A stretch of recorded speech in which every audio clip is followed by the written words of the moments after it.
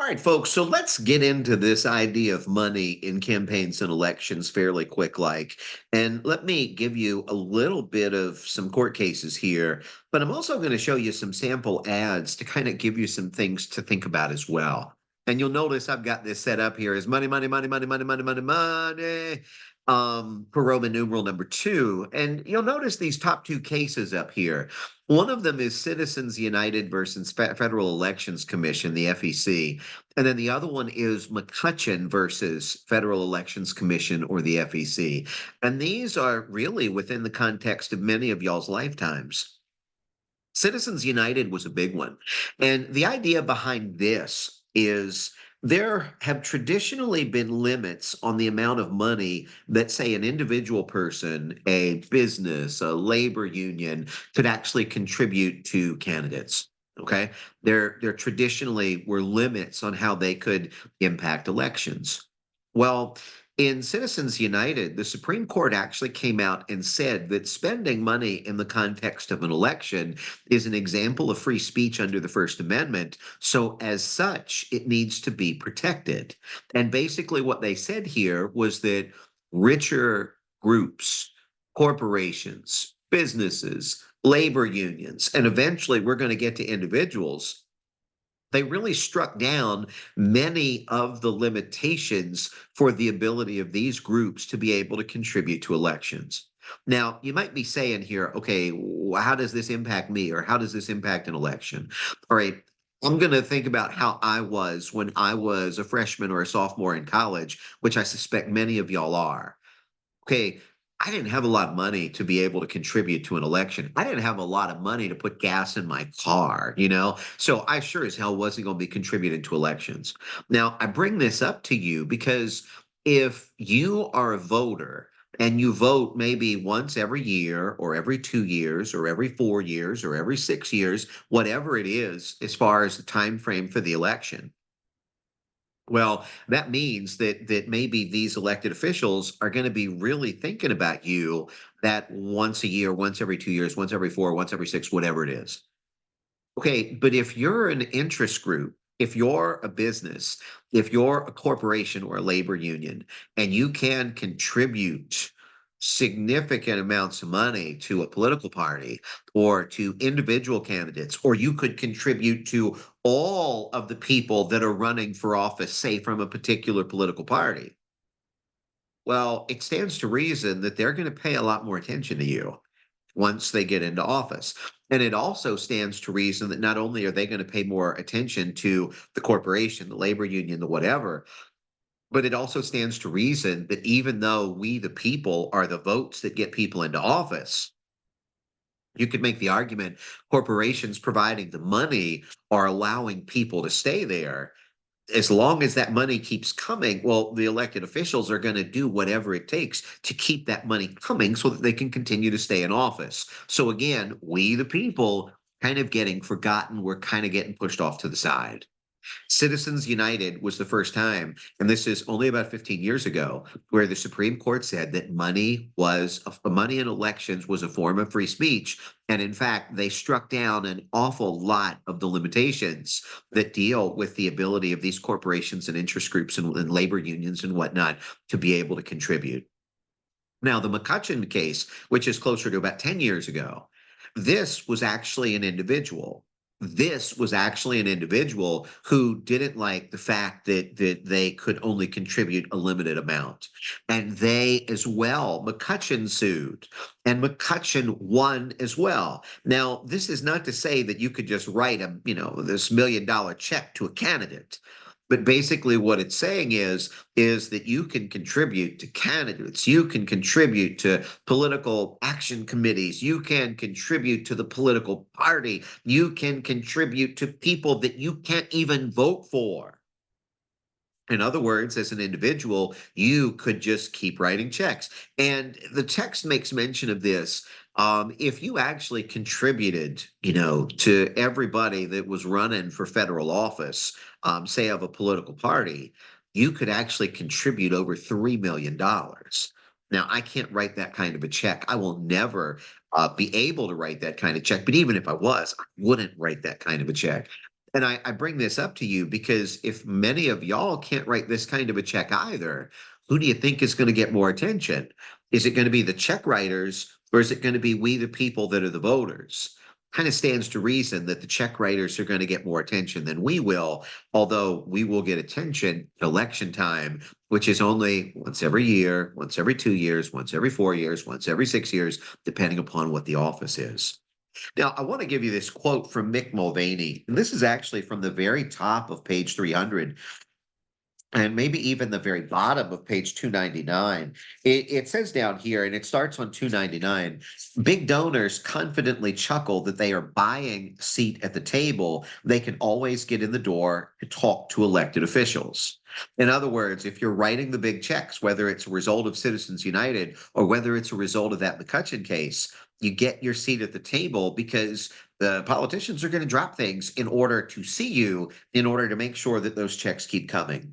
Mick Mulvaney, the White House Chief of Staff and Director of the Office of Management and Budget in the first Trump administration, put it bluntly when he was in Congress saying, if you're a lobbyist who never gave us money, I didn't talk to you. Think about that for just a second. Holy cow. If you're a lobbyist, if you never gave us money, I wouldn't talk to you. And that means that many of us, we the people, don't give a significant amount of money, if we give any money at all. Are we really getting the representation that we need? Or are we getting the best representation that money bought us? And if we didn't give any money, then we really didn't get any representation. It's something to think about. Let me show you a quick clip. And this is a video, a movie back from the days when I was in college back at East Carolina. And this one that I'm going to show you is actually an old Eddie Murphy clip from the movie The Distinguished Gentleman.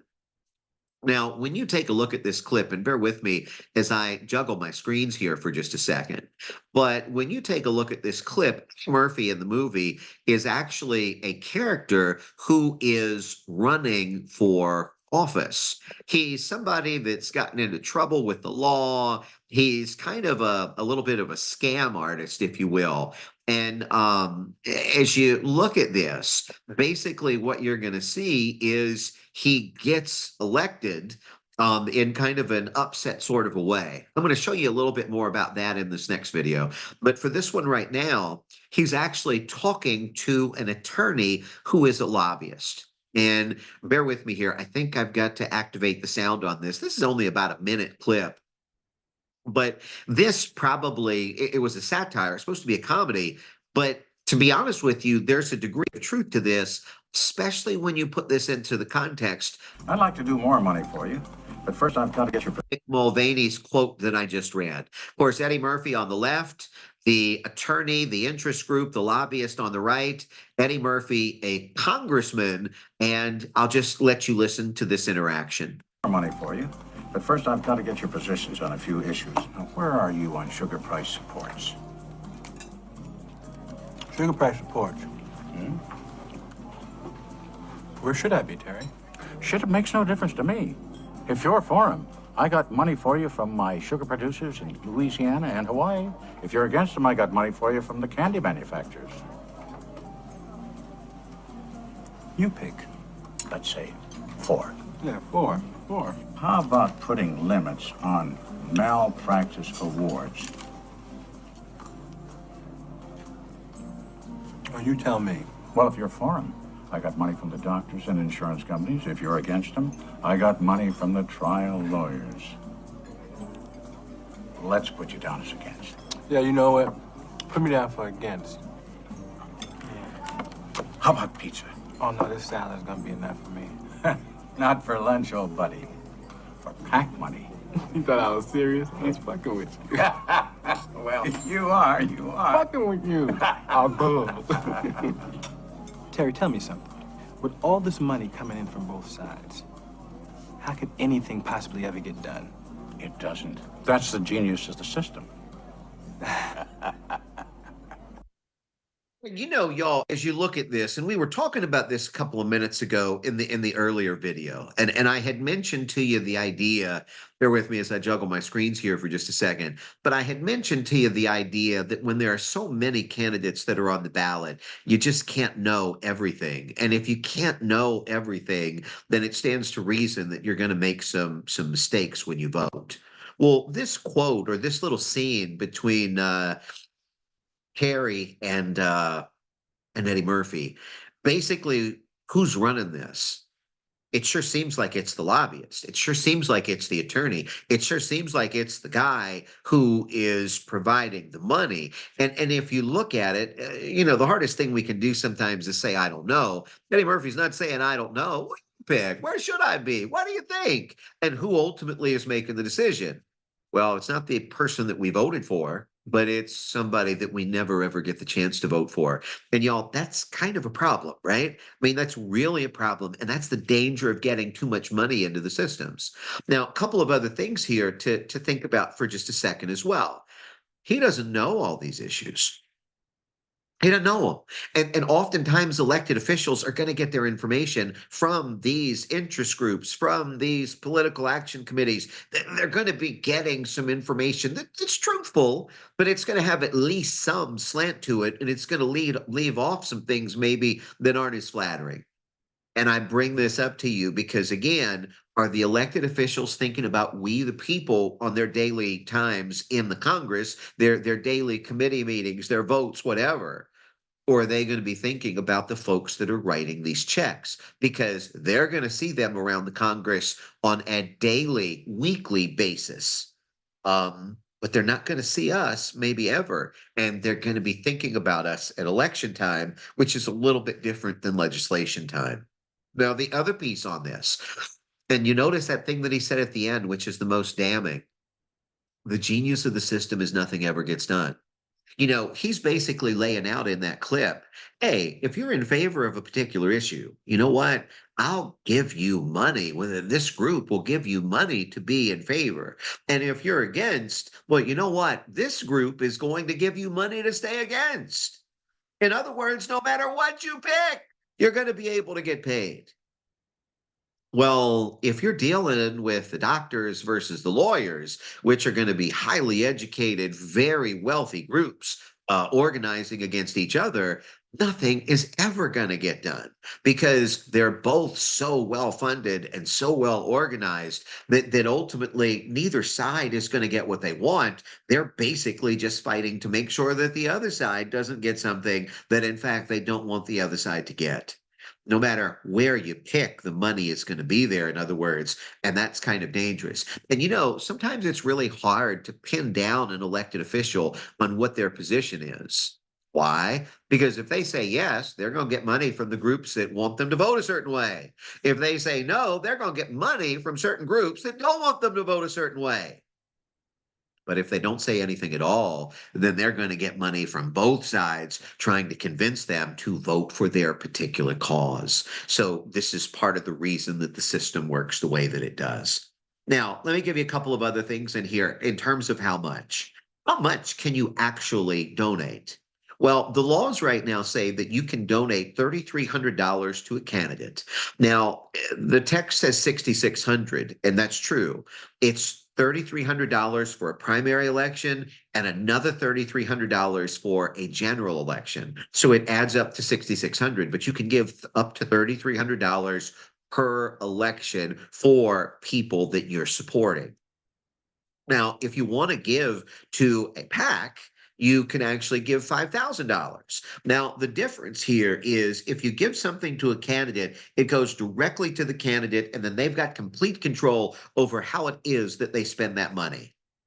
If you give it to a PAC, it's not just that you're giving, you know, $5,000, but there are going to be dozens or hundreds or thousands of other people that are giving $5,000, which means, hey, I can write a $5,000 check. It's wonderful.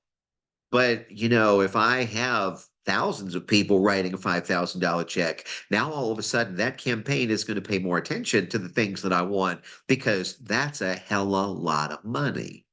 Now, you're going to notice up here the third thing, unlimited number of candidates and PACs. Now, understand on this. This is the McCutcheon case again. And the McCutcheon case, basically what they said was that you didn't have to stop if you just wanted to donate to the people that you could vote for. But in fact, you could donate to every single Republican or every single Democratic candidate that's running for the Congress, which means you can actually give not just thousands of dollars, but you could give millions of dollars if you had that amount to be able to contribute. So kind of keep that thought in mind. Now, the other thing that came out of this are the super PACs. Now, the super PACs do not, wink, wink, coordinate with the candidates. You can actually give unlimited amounts of money to the super PACs, y'all. You can give unlimited amounts of money to the super PACs.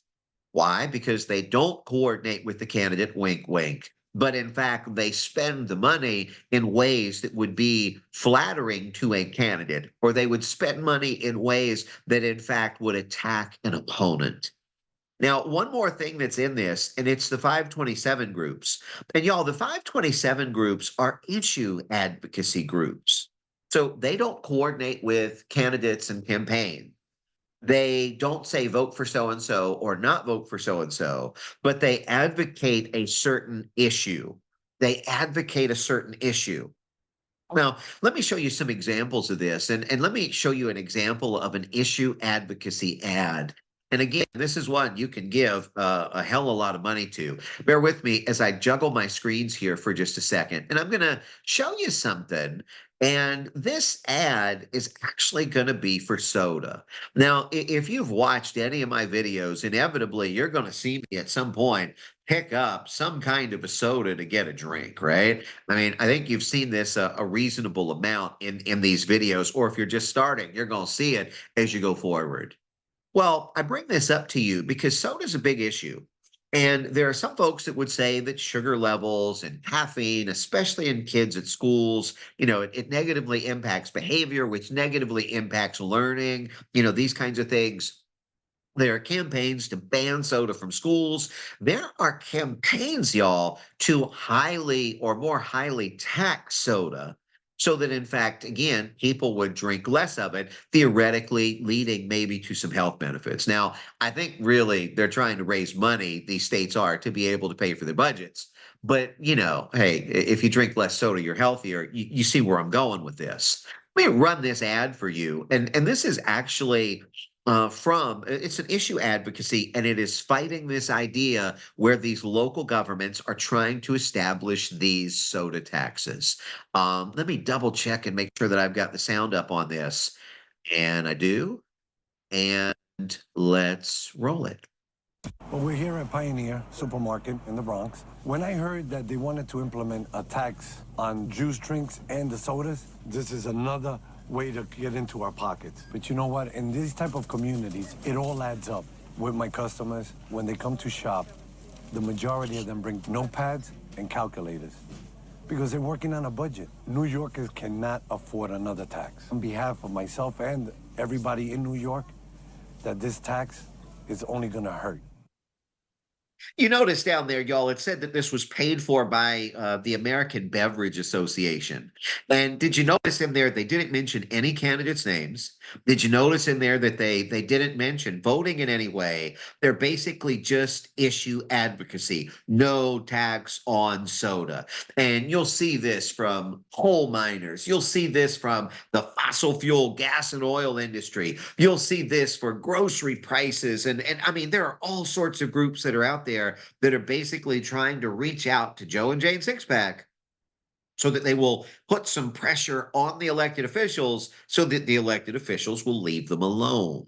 Leave alone whoever this advocacy group is, in this instance, to kill the tax. And you notice in there they make an appeal to regular people with regular grocery bills, a regular grocery store manager. You see all of this in there. I mean, it's designed to connect, and it's designed to connect from a New York perspective. Maybe there would be different people in the Oklahoma ad, but I suspect that impacting or trying to target the economics of it are really what they're trying to do.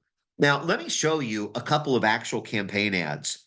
This first one that I'm going to show you is maybe the most famous or infamous ad in American history. And this one, y'all, is known as the Daisy ad. Lyndon Johnson was running for president, a Democrat. He was running against a Republican, Barry Goldwater.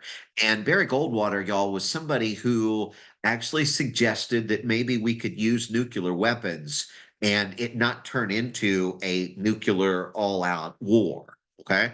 Now, I'm not going to get into the semantics of, hey, that's possible. Hey, that's not possible.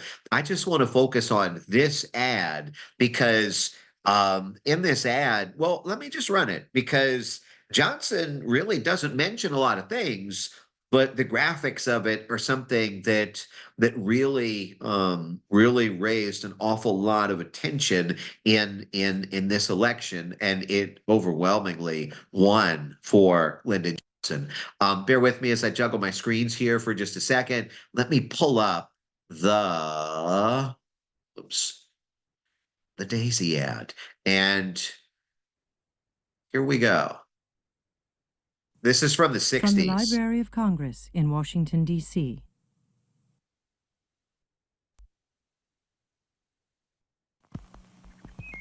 One, two, three, four, five, seven, six, eight, nine, 10, 9, 8, 7, 6, 5, 4, 3, 2, 1, 0. These are the stakes. To make a world in which all of God's children can live, or to go into the dark. We must either love each other, or we must die.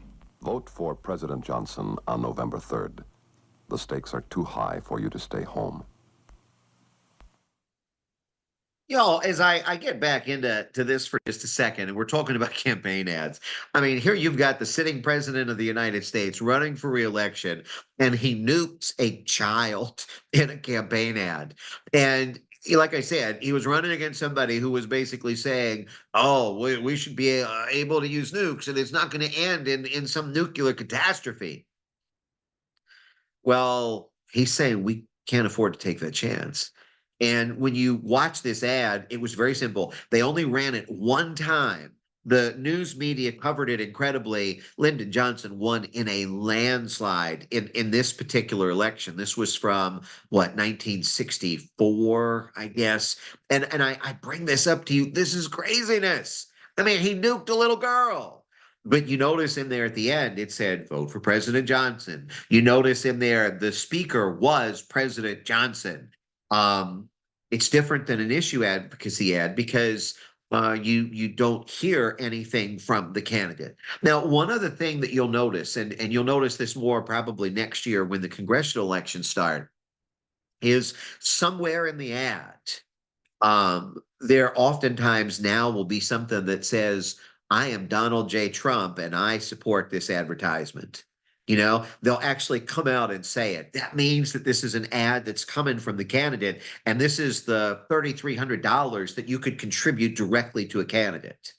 Sometimes there will be ads that address a candidate, but it will not have the candidate speaking. And then just like in that American Beverage Association ad, at the end, it will say, this ad was paid for by such and such and such and such. In other words, it wasn't the actual candidate who was responsible for the content, and the candidate didn't spend the money for this. So this is a way for the candidate maybe to be a little bit bolder in some of the things that they say or some of the attacks that they make without having to take responsibility because this ad was technically done by somebody else. Now, I just gave you one of the most infamous or famous ads in American history. Let me give you one of the sleaziest ads. I suspect that maybe some of y'all have heard of Jerry Springer, right? Yeah, that one. Jerry Springer. Jerry Springer, this is the guy, and bear with me as I juggle my screens here for just a second. Jerry Springer on TV. Well, Jerry Springer actually ran for public office in Ohio. And he was this was in the Cincinnati area. I think he was running for governor. I get this confused sometimes, but I'll go ahead and run this ad and look what the ad that Jerry Springer ran. And maybe it won't surprise you as you see this that in fact he lost. Let me pull this one up. This is Jerry Springer. This is from almost 40 years ago now. And wow, yeah, Springer for governor. Here we go.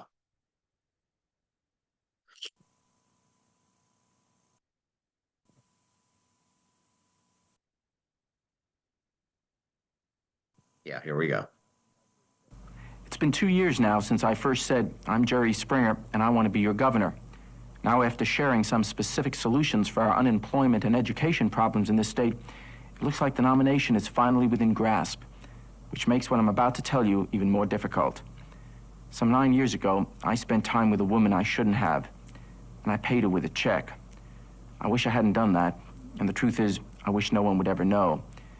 But in the rough world of politics, opponents are not about to let personal embarrassments lay to rest. Perhaps like you, I'm not sure what any of this has to do with being governor, but maybe my talking to you about this makes a point. Ohio is in a world of hurt. The next governor is going to have to take some heavy risks and face some hard truths. I'm prepared to do that. This commercial should be proof. I'm not afraid, even of the truth, and even if it hurts. Come on, join me on June 8th. We're going to turn the state around. Jerry Springer, Democrat for governor. Okay, if you're wondering, Jerry Springer evidently got a prostitute, and he paid the prostitute with a check, and the check came up in the middle of an election campaign. And this, as you might would imagine, cost him the election. Now, I will say this, pretty gutsy kind of a thing, getting up there and saying, hey, listen, I made a mistake. Now, what's funny is if you really listen to the ad, is he saying he made a mistake by soliciting the prostitute? Because it really sounds like he's saying, made a mistake by paying the prostitute with a check so that you could catch me on this. Y'all pay attention to the ads. Sometimes they're pretty funny. Sometimes they're pretty stupid. Sometimes they really do actually have some good information in there. But again, you'll notice it said at the very beginning of his ad, hey, this was his campaign that was doing this. It listed his treasurer's name, who is responsible for the money. And they kind of low key throw this stuff in, right? It'll be the words paid for by such and such and such and such. Or maybe it'll just be, hey, I am so and so, and I'm responsible for the content of this ad. But make sure you know where it's coming from, because sometimes that can impact things too. Y'all, I will close this one and come back with one more little piece about elections, and then we'll go from there. Bye for now.